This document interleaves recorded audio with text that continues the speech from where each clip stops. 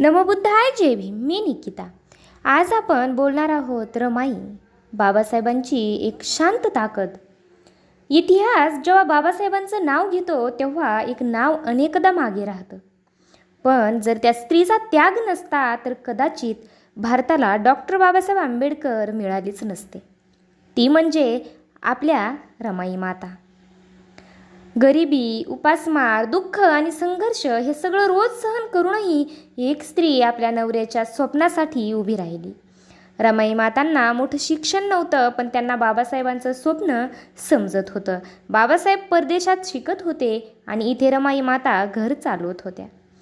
कधी उपाशी राहिल्या, कधी फाटकी साडी घातली, पण बाबासाहेबांना कधी थांबायला सांगितलं नाही. कारण त्यांना माहीत होतं, हा माणूस फक्त आपल्या घरासाठी नाही तर लाखो लोकांच्या भविष्याकरिता लढतोय. लोक बाबासाहेबांचं भाषण ऐकत होते, पण त्या भाषणामागची शांत वेदना रमाई माता जगत होत्या. स्वतःची दुःख लपवून त्या बाबासाहेबांना धीर देत राहिल्या, एका आईसारख्या, एका सावलीसारख्या. रमाई माता म्हणजे बाबासाहेबांची पत्नी नव्हत्या, त्या संघर्षाची एक मूर्ती होत्या. त्यांनी कधी प्रसिद्धी मागितली नाही, कधी नावासाठी जगल्या नाहीत, पण आजही लाखो लोक त्यांना माता म्हणून आठवतात. कारण त्याग करणारे लोक कधी मरत नाहीत. बाबासाहेबांनी समाज घडवला, पण त्या बाबासाहेबांना घडवण्यात रमाई माताचा खूप मोठा वाटा होता. प्रत्येक महान व्यक्तीमागे एक शांत संघर्ष असतो आणि बाबासाहेबांच्या संघर्षाचं नाव होतं रमाई.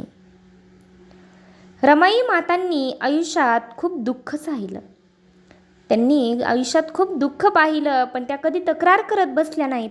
घरात अन्न नसायचं, लहान मुलांना आजार व्हायचे, काही लेकरं त्यांच्या डोळ्यासमोर गेली. एका आईसाठी यापेक्षा मोठं दुःख काय असतं, पण तरीही त्या खंबीर राहिल्या. कारण त्यांना माहीत होतं, जर बाबासाहेब थांबले तर लाखो लोकांचं भविष्य अंधारात जाईल. कधी विचार करा, एक स्त्री जी स्वतः उपाशी राहते पण नवऱ्याच्या शिक्षणासाठी पैसे साठवते. हे फक्त प्रेम नव्हतं, हा त्याग होता, हा विश्वास होता. रमाई मातांनी बाबासाहेबांना कधीच मागे ओढलं नाही, उलट प्रत्येक संकटात त्यांना पुढे ढकललं.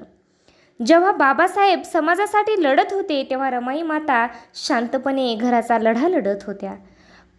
कोणत्याही मोठ्या क्रांतीमागे एक शांत वेदना असते आणि बाबासाहेबांच्या आयुष्यातील ती वेदना म्हणजे रमाई माता.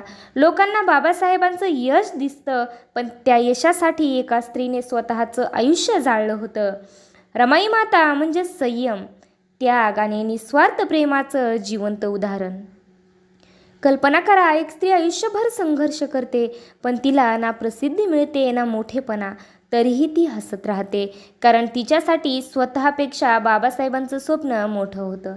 आज अनेक लोक प्रेमाच्या मोठमोठ्या गोष्टी करतात, पण रमाई मातांनी प्रेम सिद्ध केलं त्याग करून. म्हणूनच आजही लोक त्यांना फक्त रमाई नाही तर रमाई माता म्हणतात.